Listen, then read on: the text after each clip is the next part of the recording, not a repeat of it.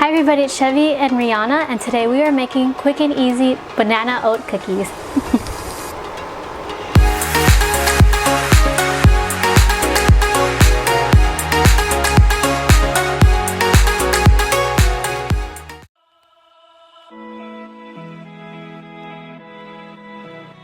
Preheat the oven to 350 degrees. In a bowl, mash the bananas until they're nice, soft, and smooth.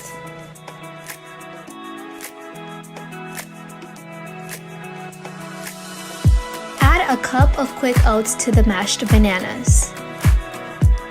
Mix them together. This is optional. You can add a teaspoon of vanilla.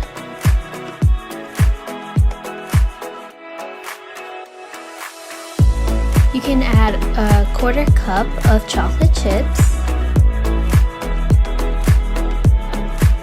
And if you want to be a little extra, you can add some cinnamon too.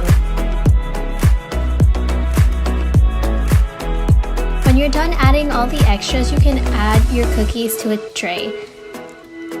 Let it bake for 15 minutes. When they're done, let the cookies cool for 10 minutes.